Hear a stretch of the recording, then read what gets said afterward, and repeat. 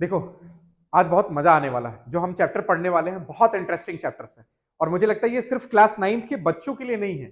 ये हर उस आदमी के लिए है जो एक अच्छा गांव देखना चाहता है, जो स्मार्ट गांव देखना चाहता है। एक स्मार्ट गांव की स्टोरी है जो कि एक इमेजिनरी स्टोरी है और उस स्टोरी को हम पढ़ेंगे। उस स्टोरी का नाम है the story of Palampur village. Palampur Palampur village का हम एक स्टोरी पढ़ेंगे जिसमें हम बताएंगे कि वो आसपास कैसे होता है और क्या करता है और क्या क्या चीजें होना चाहिए कि स्मार्ट गांव के लिए, और गांव में कौन कौन सी सुविधाएं होना चाहिए जिससे कि गांव को भी स्मार्ट बनाया जा सकता है। जैसे देखे होंगे कि आजकल मोदी जी का एक नारा चलता है स्मार्ट विलेज बनाने का। जैसे स्मार्ट सिटी बना रहे हैं वैसे अब स्मार्ट विलेज भी बनाना चाहिए।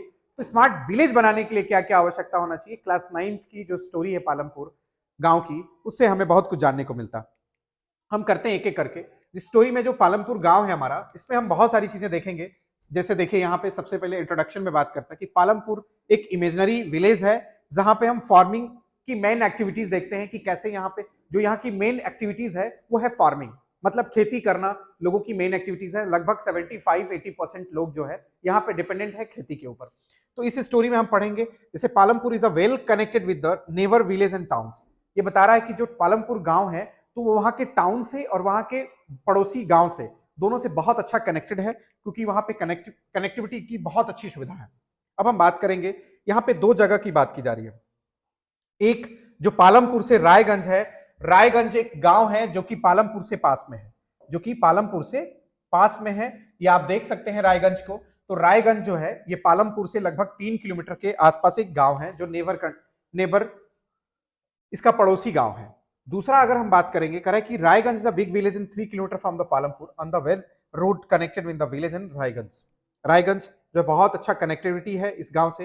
And further on the nearest small town, एक वहां पे टाउन भी है जिसका नाम है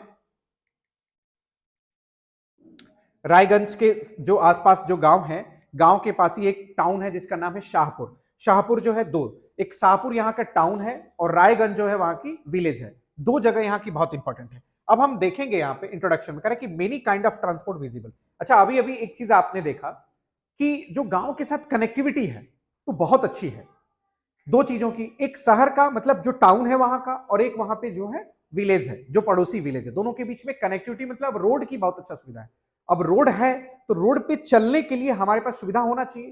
क्या होना चाहिए? ट्रांसपोर्ट की सुविधा होना चाहिए। तो ट्रांसपोर्ट की सुविधा क्या है वहां पे? तो ट्रांसपोर्ट की जो सुविधा है बेटा, वहां पे बुलकार्ट्स देखने को मिलेंगे आपको, ट्रैक्टर देखने को मिलेंगे, ट्रक देखने को मिलेंगे, जीप देखने को मिलेंगे। ऐसे बहुत सारी चीजें वहां पे संसाधन थी जो लोग इस्तेमाल करते थे एक जगह से दूसरी जगह जाने का, किसी गांव में जाने में, विलेज जाने में, ऐसे जगह में इस्तेमाल करते थे। अब यहां पे बात करते हैं, लगभग इस गांव में 450, लगभग 450, इस विलेज में लगभग 450 फैमिलीज जो है रहती थी, जो कि डिफरेंट डिफरेंट कास्ट से बिलोंग करते थे, जो कि डिफरेंट डिफरेंट कास्ट से बिलोंग करते थे। आप यहां पे देख सकते हैं 450 फैमिलीज यहां पे रहती थी, 450 फैमिलीज रहती थी जो कि डिफरेंट डिफरेंट कास्ट से बिलोंग करते थे। उसके बाद करें कि the houses some them is quite large and the made up the bricks and cement. यहाँ पे घर जो होते थे वो काफी बड़ा होता था और उसके साथ साथ ये सीमेंट का बना होता था। जो सबसे इंपॉर्टेंट चीज है कि गांव में जो ये बना होता था वो सीमेंट का बना होता था। और दूसरी चीजें जो है यहाँ पे काफी अच्छे से कनेक्टिविटी थी। दूसरी तरफ हम देखेंगे तो यहाँ पे most of the houses have electricity connected, ज्यादातर घरों में इलेक्ट्रिसिटी कनेक्शन था। यहाँ पे मतलब एनर्जी की बहुत अच्छा सोर्सेस था। अभी आप जानते हो कि किसी भी जगह को, किसी भी देश को, किसी भी कंट्री को, किसी भी स्टेट्स को, किसी भी विलेज को, किसी भी टाउन को डेवलप करने के लिए सबसे मस्ट जो चीजें होती है वो एनर्जी होता है, एनर्जी के सोर्सेज होना चाहिए। तो वो यहाँ पे भरपूर आपको देखने को मिलती है कि पूरा गांव जो है इलेक्ट्रिसिटी से कनेक्टेड था। जहां पे इलेक्ट्रिसिटी पावर जो है यूज की जाती थी किसके लिए? ट्यूबवेल में यूज की जाती थी, जो कि वहां इरिगेशन सिस्टम्स में एक बड़ा हिस्सा था, यूज करते थे उसमें। उसके बाद छोटे छोटे बिजनेस चलाने के लिए भी इनको आवश्यकता पड़ता था, किसके लिए? इलेक्ट्रिसिटी का। उसके तरफ पालमपुर में एक जो है यहाँ पे दो प्राइमरी स्कूल था। जो सबसे इंपॉर्टेंट चीज था कि दो प्राइमरी स्कूल था और एक हाई स्कूल था। ये पालमपुर की खासियत थी कि यहाँ पे एजुकेशन के लिए भी बहुत अच्छा व्यवस्था। अगर हम किसी भी जगह को डेवलप करना चाहते हैं तो सबसे मस्ट चीजें होती है कि वहां पे एजुकेशन और एनर्जी की सोर्स हो, उसके बाद वहां पे लोगों के पास एम्प्लॉयमेंट हो। तो वहां के लगभग लोग जो है एग्रीकल्चर सेक्टर्स में एम्प्लॉयमेंट थे, कुछ लोग स्मॉल बिजनेस अपना था जो कि वहां चलाते थे, तो उनके लिए यहाँ पे अच्छा व्यवस्था। दूसरी चीजें था हमारे पास कि एजुकेशन की बहुत अच्छा सुविधा होना चाहिए, तो वहां पे दो दो प्राइमरी स्कूल आपने देखा और एक हाई स्कूल देखा। तीसरी चीज वहां पे आप कहीं भी, क्योंकि अगर आप कार्य कर रहे हो, इंसान हो, तो बीमार भी पड़ सकते हो, तो उसके लिए वहां पे अस्पताल होना जरूरी है। तो वहां एक पीएचसी था, वहां पे प्राइमरी हेल्थ सेंटर था वहां पे, और साथ में एक प्राइवेट डिस्पेंसरी भी था। तो जो वहां पे देखने को मिलता, जो वहां के पीएचसी था वो तो गवर्नमेंट के द्वारा चला जाता, और एक प्राइवेट जो था डिस्पेंसरी, जो कि इलाज के लिए वहां पे उपलब्ध होता था। उसके बाद हम बात करेंगे कि यहाँ पे the story of Palampur is a imaginary village. बार बार हम आपसे करें कि this is the imaginary village will take through the different type of production activities in the village. अलग अलग टाइप की एक्टिविटीज हम देखेंगे इस गांव में कैसे लोग करते थे। सबसे पहले हम बात करेंगे farming. Farming is the main production activities in this village. इस गांव का जो सबसे महत्वपूर्ण एक्टिविटीज था वो था यहाँ की खेती, फार्मिंग करना। दूसरी तरफ हम बात करेंगे the other production activities are non farm activities. जो खेती के अलावा जो लोग करते थे वो छोटे छोटे उद्योग या छोटे छोटे कार्य करते थे। जैसे देखिए यहाँ पे स्मॉल मैन्युफैक्चरिंग है, गुड़ बना रहे हैं, देख रहे हो यहाँ पे गन्ना हो रहा होगा तो यहाँ पे गुड़ बन रहा होगा। दूसरी तरफ आप देख रहे हो ये ट्रांसपोर्ट की सुविधा बुलकार्ट्स में है यहाँ पे। उसके बाद शॉप कीपिंग, यहाँ दुकान भी है। और यहाँ पे तीसरे तरफ डेयरी देख रहे हो, दूध के लिए अच्छी सुविधाएं होंगी। और दूध दे, इसीलिए गांव के लोग हमेशा तगड़े होते हैं, मोटे होते हैं, क्योंकि रीजन क्या है, शुभम की तरह होते हैं, अच्छे मजबूत टाइप के लोग। क्यों? क्योंकि ये इसलिए क्योंकि प्रॉपर तरीके से दूध मिलता है उनको, दूध घी खाना जरूरी होता है, क्योंकि प्रोटीन खूब खाते हैं, मेहनत भी अच्छा करते हैं, इसलिए शुभम जैसे मजबूत होते हैं। क्या शुभम, सही है ना? तो ये चीजें आपको देखने को यहाँ पे मिल सकता है। अब करें कि we shall take the look at both this type of activities after learning a few general things about the production. हम देखेंगे कुछ चीजों में, जैसे हम प्रोडक्शन की कुछ चीजें एक्टिविटीज के रूप में देखेंगे, प्रॉपर स्टडी करेंगे कि क्या क्या चीजें उसमें इन्वॉल्व होती हैं प्रोडक्शन में। तो ऑर्गेनाइजेशन ऑफ द प्रोडक्शन की बात करते हैं तो सबसे पहले हमारी जो बात आती है वो आती है इसमें, देखिए कह रहे हैं कि the aim production to produce goods and services that we want. सबसे पहला चीज जो हमारी जरूरत है, जो हमारी नीड्स है, उसको हम प्रोडक्शन करते हैं। उसके बाद जो एक्सेस हो जाता है, जो हमारे पास सरप्लस में चीजें हो जाती हैं, उसको हम मार्केट में बेच देते हैं, वो हमारा एक इनकम ऑफ सोर्स हो जाता है। कह रहे हैं कि the produce goods and services is required to organise 4 sector. 4 sectors होना चाहिए। जो हम किसी भी चीज को अगर हम प्रोडक्शन करते हैं तो 4 चीजें हमारे पास होना चाहिए। क्या? लैंड होना चाहिए, अगर लैंड होगा तो हम काम कर पाएंगे, उस पर खेती कर पाएंगे तो हम प्रोडक्शन कर पाएंगे, और लैंड होगा तो लेबर भी काम करने के लिए चाहिए उसमें। दूसरी तरफ फिजिकल कैपिटल होना चाहिए और ह्यूमन कैपिटल। अभी हम आपको एक एक चीज इसको डिस्क्राइब करके बताएंगे कि लैंड में क्या क्या हिस्सा इसमें आ सकता है, लेबर की क्या है, लेबर हम किस किस व्यक्ति को लेबर कह सकते हैं, या फिजिकल कैपिटल को हम 2 पार्ट्स में डिवाइड करेंगे जो अभी आप लोग देखोगे। उसके बाद ह्यूमन कैपिटल क्या है, इसको हम प्रॉपर तरीके से आपको एक्सप्लेन करेंगे पूरे वीडियो में। अब हम थोड़ा क्वेश्चंस देखते हैं जो कि हमेशा बच्चों के दिमाग में रहता है। जो भी बच्चे पढ़ रहे हैं उनके दिमाग में हमेशा रहता है कि सर ये पढ़ तो लिए, लेकिन इससे क्वेश्चन कैसे बनेगा, हमसे पूछा क्या जाएगा, या हमारा सवाल कैसा आएगा। तो इसके लिए आपको एक इंपॉर्टेंट चीज है, मैं आपको हर पॉइंट्स जो भी आपको टॉपिक पढ़ाऊंगा, हर टॉपिक पे आपको क्वेश्चन बताऊंगा, और जिससे आपको ये फायदा मिलेगा कि आप अपने एग्जाम्स में बहुत अच्छे मार्क्स स्कोर कर सकते हो। और दूसरी चीज कि आप इस क्वेश्चन को समझ के पूरे कॉन्सेप्ट को बहुत अच्छे से समझ सकते हो, आपको पूरे कहीं भी डाउट्स नहीं रह जाएंगे। और अगर डाउट्स भी रहेगा तो आप कभी भी मुझे कमेंट करके या किसी भी तरह से डिस्क्रिप्शन लेके आप मुझसे पूछ सकते हैं कभी भी। तो देखिए पहला क्वेश्चन है इसमें, how can you say that Palampur is a well developed village.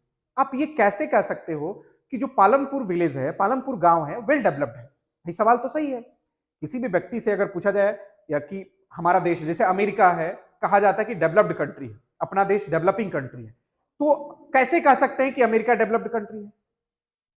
क्योंकि उसके पास पीछे ये है कि उनके पास टेक्नोलॉजी है, उनकी अर्थव्यवस्था, उनकी इकोनॉमी बहुत अच्छी है, उनकी जीडीपी बहुत अच्छी है, वहां पे टेक्निकली बहुत डेवलप्ड लोग हैं, वहां पे सॉरी पर कैपिटा इनकम जो है बहुत अच्छी है, वहां पे लोगों का इनकम ऑफ सोर्स बहुत अच्छा है, वहां पे एम्प्लॉयमेंट बहुत अच्छा है। तो ये सारे कारण होते हैं वहां के डेवलप बताने के। उसी तरह से यहाँ पे हम देखेंगे गांव को डेवलप कैसे बता सकते हैं। करें in the well whether road connected. अब किसी भी चीज के लिए हमको कहीं अगर जाना है, कोई भी काम करना है, तो हमें रोड की जरूरत होती है, तो वहां रोड की कनेक्टिविटी बहुत अच्छी थी। विलेज में रायगंज का अनदर द नियरेस्ट टाउन, जो वहां के टाउन था, मतलब जो शहर था शाहपुर, और जो बगल की गांव था रायगंज, उन दोनों जगह जाने के लिए इनके पास बहुत अच्छी कनेक्टिविटी थी रोड की। सॉरी। अब many kind of vehicles use this road. बहुत प्रकार के जो है यहाँ पे व्हीकल्स, गाड़ियां यूज की जा रही थी। अभी आपने पढ़ा वुल कार्ट्स पढ़ा, ट्रैक्टर पढ़ा, बाइक पढ़ा, ये सारी चीजें वहां पे आने जाने के लिए इस्तेमाल की जाती थी। तो एक तो ये सुविधा। दूसरी तरफ पालमपुर में लगभग लगभग 450 फैमिलीज रहती थी। कितने फैमिली रहती थी? 450 फैमिली। तीसरी तरफ बात करें electricity power, all the tube wells in the field and the use in the various type of small business. Electricity power का वहां पे छोटे छोटे बिजनेस के लिए भी इस्तेमाल किया जाता था, क्योंकि वहां लोग अपने लिए कहीं ना कहीं 75% ही लोग वहां पे एम्प्लॉयमेंट थे, किसमें, एग्रीकल्चर सेक्टर में। बाकी के लोग छोटे छोटे किसी बिजनेस में एम्प्लॉयमेंट थे, सेल्फ एम्प्लॉयमेंट थे, मतलब बिजनेसमैन थे, कुछ ना कुछ कर रहे थे, प्रोडक्शन कर रहे थे, तो उनको इलेक्ट्रिसिटी की आवश्यकता होती है। फिर Palampur has a 2 primary school. अब देखो सबसे महत्वपूर्ण चीज है एजुकेटेड, अगर आप शिक्षित नहीं है तो विकसित नहीं हो सकते हैं। विकास के लिए शिक्षा होना बहुत जरूरी है, तो इसलिए यहां पे एजुकेशन की भी बहुत अच्छा सुविधा था। प्राइमरी स्कूल वहां पे 2 थी, हाई स्कूल वहां पे 1 था, तो ये सारी सुविधाएं यहां पे थी। There is a primary health centre run by the government. यहां पे ऑलरेडी पीएचसी भी था, प्राइमरी हेल्थ सेंटर भी था, प्लस एक यहां पे प्राइवेट डिस्पेंसरी भी था। तो ये सारे कारण बताते हैं कि ये गांव जो है बहुत डेवलप्ड था, वेल डेवलप्ड विलेज इसको आप कह सकते हो। तो आप आसानी से ये सारे पॉइंट्स लिख के आप अच्छे स्कोर कर सकते हैं अपने क्लास में। अब हम बात करते हैं दूसरे पॉइंट से। अभी मैंने आपको बताया कि प्रोडक्शन करने के लिए 4 पॉइंट चाहिए, लैंड, लेबर, फिजिकल कैपिटल और ह्यूमन कैपिटल। ये 4 पॉइंट्स आपको चाहिए। तो अब हम आपको एक एक चीज बताएंगे कि लैंड में क्या होगा, फिजिकल में क्या होगा, ह्यूमन कैपिटल में क्या होगा और लेबर के लिए क्या होगा। तो लैंड को एक्सप्लेन करते हैं। देखिए लैंड क्या, लैंड में जैसे ये ध्यान रखिएगा, it's include natural resources like. अब इसमें सारा चीज इंक्लूड हो जाता है, जो भी नेचुरल रिसोर्सेज है वो इसका हिस्सा बन जाएगा, ध्यान रखना। तो ये पॉइंट्स बहुत मेजर है, याद रखना आप लोग। तो it's include natural resources like water, forest, minerals, ये सारी चीजें हैं। उसके बाद दूसरा पॉइंट था लेबर। लेबर मतलब people who do work is a labour. जो लोग कार्य कर रहे हैं वो क्या है, लेबर है। जो व्यक्ति कार्य कर रहा है वो क्या है, लेबर है। कह रहा है कि some production activities required the highly educated workers. कभी कभी हाईली एजुकेटेड वर्कर्स की आवश्यकता हमें पड़ती, वो भी लेबर होते हैं। जैसे अभी अभी आपने देख रहे हो यहाँ पे चित्र में, यहाँ डॉक्टर हैं, यहाँ इंजीनियर हैं, यहाँ पे स्ट्रक्चर इंजीनियर है, यहाँ पे टीचर्स हैं। ये लोग एजुकेटेड लोग हैं, लेकिन ये भी एक लेबर कैटेगरीज में आते हैं, क्योंकि ये वर्क कर रहा है, जो भी वर्क कर रहा है वो लेबर कैटेगरी। उसके बाद कह रहा है कि workers provide the labour for the production. ये देखिए प्रोडक्शन के लिए है। अब इसको हम आगे अभी आपको डिफाइन करके बताएंगे कि लेबर में भी कितने कैटेगरीज होता है। एक होता है जो कि मैनुअल होते हैं, एक मैनुअल लेबर होता है, एक हाईली एजुकेटेड लेबर होता है। एक मैनुअल लेबर होता है और एक हाईली एजुकेटेड लेबर होता है। तो इन दोनों कैटेगरीज को मैं डिफाइन करूंगा। जो मैनुअल लेबर होते हैं, जो हाथ से करते हैं, जैसे अभी आपने देखा चित्र में, और जो हाईली एजुकेटेड लेबर होते हैं, जैसे आप देख रहे हो, ये शिक्षित लोग जो थे, इंजीनियर थे या फिर जो कि बनाते हैं। तो इस तरह से हम आपको अभी डिफाइन करेंगे। दूसरी तरफ है फिजिकल कैपिटल। कह रहा है physical capital it is the variety of inputs required at the every stage. Her stage में जो रिक्वायरमेंट होती है ड्यूरिंग द प्रोडक्शन, हम जब प्रोडक्शन करते हैं उस दौरान। जैसे देखिए यहाँ पे ये कुछ टूल्स हैं, ये ट्रैक्टर्स हैं, ये जो है यहाँ पे स्प्रे कर रहे हैं, और दूसरी तरफ यहाँ पे कुछ सीड्स हैं। तो ये अलग अलग चीजें यहाँ पे यूज की जा रही है। तो ये फिजिकल कैपिटल्स के पार्ट है। अब फिजिकल कैपिटल को बेटा 2 टाइप्स में बांट देते हैं। जो फिजिकल कैपिटल होता है वो 2 टाइप्स में होते हैं, एक फिक्स कैपिटल होता है और एक वर्किंग कैपिटल होता है। अब कौन होता है फिक्स कैपिटल, क्या होता है भाई, हम देखेंगे। फिक्स कैपिटल वो होते हैं, they can be use production over the many years, जिसको हम बहुत सालों तक इस्तेमाल कर सकते हैं, जिसको हम बार बार इस्तेमाल कर सकते हैं। Tools and machines range from the simple tools in sophisticated machine. जैसे कोई टूल्स हो जो बार बार इस्तेमाल, जैसे मकान बना दिए, बिल्डिंग बना दी, सब फिजिकल कैपिटल्स में आते हैं। कोई बड़ा मशीन लेके आ गया, वो सब फिजिकल कैपिटल्स में आते हैं, क्योंकि उसे बार बार आप इस्तेमाल करते हैं। अब देखो फिक्स्ड कैपिटल जैसे आता है, करें कि जनरल टरबाइन्स, कंप्यूटर, सोफिस्टिकेटेड मशीन्स, ये सारी चीजें जो होती हैं, जो आप देख रहे हो, ये देखो टरबाइन्स है, यहाँ पे जनरेटर्स है, यहाँ पे कंप्यूटर, ये सभी फिजिकल कैपिटल्स के एक पार्ट्स होती हैं। दूसरी तरफ हम बात करेंगे वर्किंग कैपिटल। वर्किंग कैपिटल देखना, production required variety of raw materials. जब आपको प्रोडक्शन करना होता है तो एक रॉ मटेरियल के रूप में कोई चीजें यूज करते हैं। जैसे आपको धान उगाना है तो धान का बीज वह आप इस्तेमाल करते हैं, एक रॉ मटेरियल के रूप में उपयोग करते हैं, राइट। अगर हमें कोई चीज बनाना है तो हम लोहा को इस्तेमाल करते हैं कुछ बड़े हथियार बनाने के, मतलब कोई भी चीज हम इस्तेमाल करते हैं, रॉ मटेरियल्स के रूप में यूज करते हैं, वो हो गया हमारा क्या, वर्किंग कैपिटल। क्या हो जाएगा बेटा, वर्किंग कैपिटल। तो ये ध्यान रखिएगा कि वर्किंग कैपिटल क्या हो, जैसे सीड्स हो गया, फर्टिलाइजर हो गया, पेस्टिसाइड हो गया, तो ये सब एक ही बार। पेस्टिसाइड आप खेत में डाल दिए हो, छिड़काव कर लिए हो, तो क्या खेत से निकालोगे बॉटल में और फिर रखोगे, शुभम बताओ, अच्युत रखोगे, नहीं ना रखोगे जी। तो इसलिए जरूरी है आप कि उसको प्रॉपर तरीके से समझें कि आप फिजिकल कैपिटल क्या है और वर्किंग कैपिटल क्या है। करेक्ट कि money is always the required during the production to make payment and buy the necessary items. Money भी जरूरत पड़ती है। Raw materials money in hand are called the working capital. Unlike to machines buildings they are use of the production. हम ये सारी चीजें उपयोग करते हैं। उसके बाद आता है human capital. Human capital is a knowledge and enterprises required to put gather land labour and capital. अब देखो ह्यूमन कैपिटल का क्या होता है, तीसरी चीज आती है ह्यूमन कैपिटल। जो भी हमारे पास चीजें होती हैं प्रोडक्शन के लिए, जैसे अभी आप लोग क्लासेस में जाओगे तो आगे पढ़ोगे लैंड, लेबर, कैपिटल और एंटरप्रेन्योर। तो ये ह्यूमन जो यहाँ पे कैपिटल है वो एंटरप्रेन्योर का रूप में काम करता है कि इन तीनों चीजों को सर्कुलेट करके प्रोडक्शन करने का काम करता है कि ये प्रोडक्शन कर सके, ये प्रोडक्शन करने का काम करता है जिससे उत्पादन कर सके। तो ये आता है ह्यूमन कैपिटल, इसका इस्तेमाल करता है। जैसे ये लैंड है, लेबर है और फिजिकल कैपिटल है। लैंड, लेबर और capital connected produce goods and services on their on. जब वो खुद का होता है, सब करता है, उसको हम बोलते हैं ह्यूमन कैपिटल। एंटरप्रेन्योर, जैसे human capital help to produce output, ये मदद करता है आउटपुट बढ़ाने में, आउटपुट बनाने में, और ये डिसाइड करता है कि हमको क्या प्रोडक्शन करना है और क्या नहीं करना। अब आपसे यहाँ पे क्वेश्चन पूछ रहा, भाई मैंने आपसे अभी वादा किया था कि हर टॉपिक पे आपको क्वेश्चन एक्सप्लेन करूंगा और जिससे कि आपको एग्जाम्स में इजी हो जाएगा।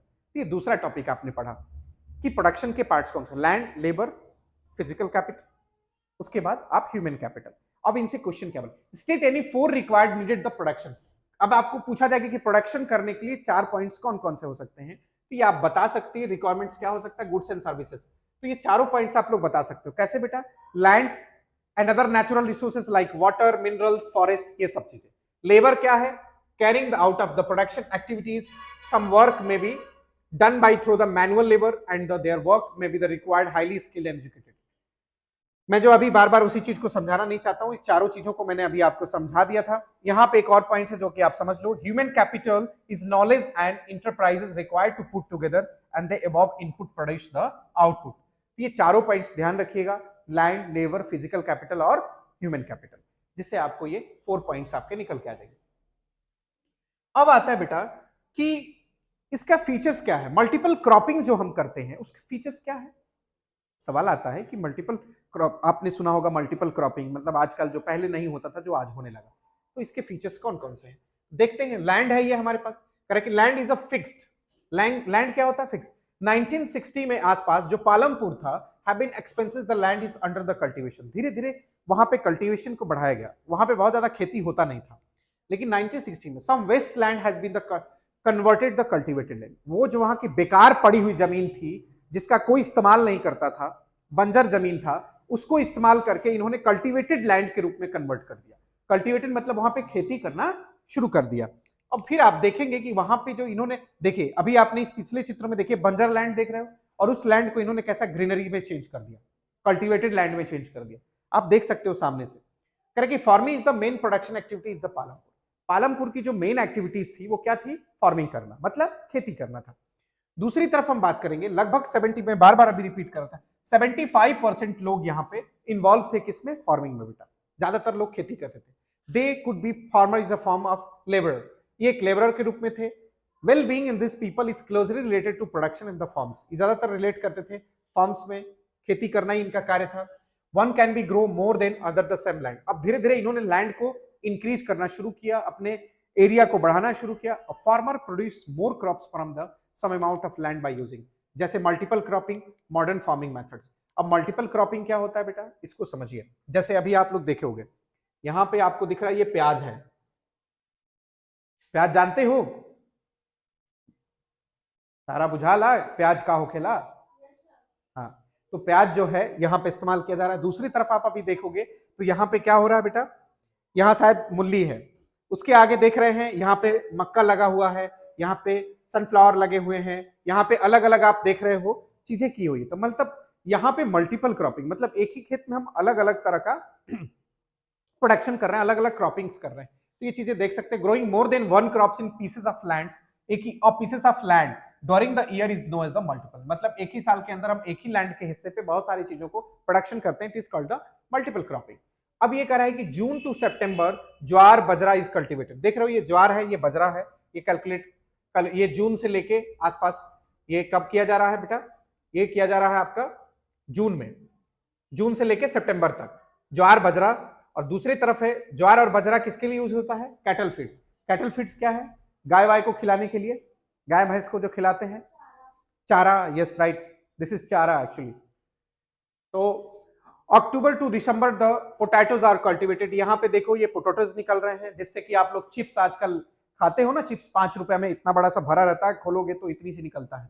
तो ये चिप्स जो बनता है इन आलूओं से बनता है। लेकिन एक चीज ध्यान रखना, उसकी एक अलग सी आलू आती है, आलू की उनकी अलग वेराइटीज है, कभी एक्सप्लेन करूंगा तो बताऊंगा। इन चिप्स इससे नहीं बनता, वो चिप्स वाली आलू अलग होती है। उसके बाद कह रहा है कि the December to the March and wheat is cultivated. दिसंबर मार्च में व्हीट गेहूं बनता है, देखते हो गेहूं होता है। अब जो यहाँ पे क्या होता है कि जो गेहूं होती है तो अपने खाने लायक जो उपयोग करते हैं उसको तो ये लोग रख लेते हैं पूरे साल, जो इनके लिए इस्तेमाल होने वाला है।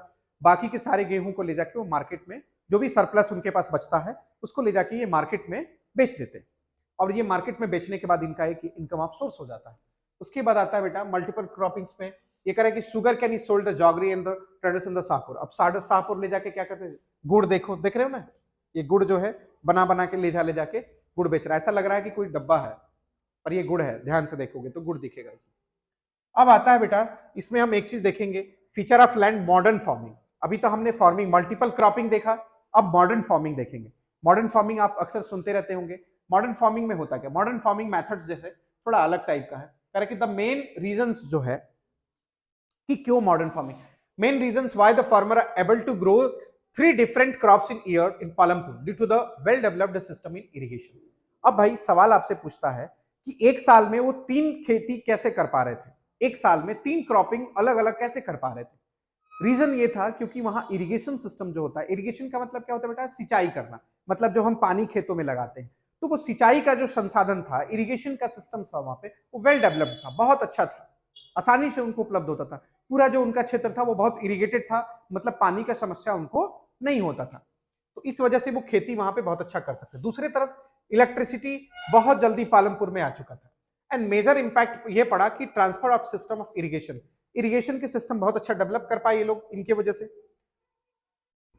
उसके बाद करता Persian wheels and were till then use by farmer draw the water from the well and irrigation. देख रहे हो पहले जो है किससे इस्तेमाल करते थे? कुआं का इस्तेमाल करते थे पानी के लिए।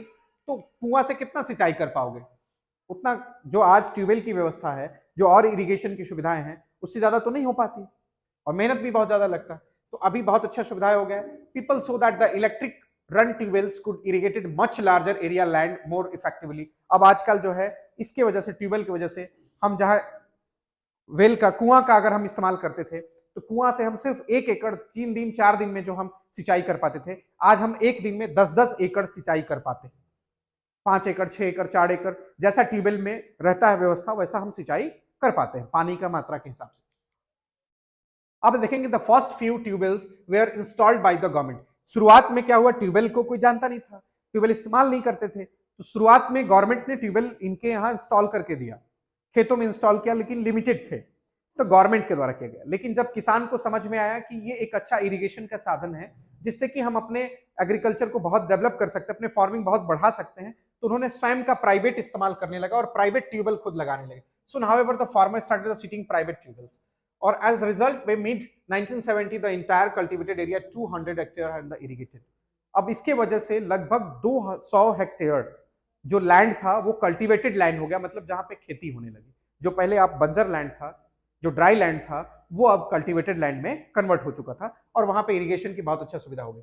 Till the mid 1960 the seed use the cultivation were the traditional ones. अब शुरुआत में जो 1960 के, ध्यान रखना, जो 1960 के आसपास जो सीड यूज करते थे, सीड यूज करते थे, वो कैसा सीड इस्तेमाल करते थे बेटा? ट्रेडिशनल, मतलब परंपरागत, जो पुराने टाइप का था, जो खेती की उसी को ले आके उसी का इस्तेमाल करते। लेकिन जैसे जैसे समय बढ़ा, 65-66 के आसपास ने एक, आप लोगों ने देखा होगा कि यहां पे जो इंडिया में प्रोडक्शन होता था वो लगभग 1300 केजी, मतलब 1300 केजी के आसपास पर हेक्टेयर होता था।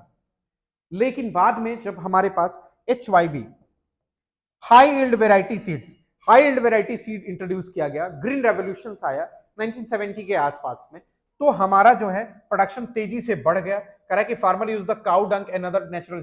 शुरुआत में जो फर्टिलाइजर के रूप में लोग क्या, गाय का गोबर, काउ डंग वगैरह यूज करते थे, नेचुरल खाद यूज करते थे। लेकिन जब फिर से फर्टिलाइजर थोड़ा सा चेंज हुआ और बहुत सारी सुविधाएं बढ़ गई, were the readily available is the farmers who did not have the buy them. तो धीरे धीरे इसका प्रोडक्शन क्या हुआ, बढ़ गया, क्योंकि अब देख रहे हो हर चीज के लिए अलग अलग, अभी पेस्टिसाइड देखे होगे छिड़काव करते हुए देखा होगा आपने चित्र में, अभी आपने फर्टिलाइजर डालते हुए देखा होगा, तो ये सारी चीजें इस्तेमाल करने लगे जिससे इनका प्रोडक्शन बहुत बढ़ गया।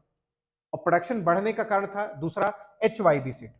जो HYV सीड है, ये सीड जो है हाइब्रिड था। हाइब्रिड मतलब कि बहुत ज्यादा, इसको मॉडिफाइड सीड हम कह सकते हैं, था, जिससे कि प्रोडक्शन बढ़ गई। तो जहां पे हमारा 1300 kg जो है पर हेक्टेयर इस्तेमाल होता था, आज उसका इस्तेमाल बढ़ गया, और वो इस्तेमाल अब कितना होने लगा बेटा, अब ये होने लगा 3200 kg, 3200 kg पर हेक्टेयर होने लगा इस्तेमाल, धीरे धीरे इस तरह से बढ़ने लगा।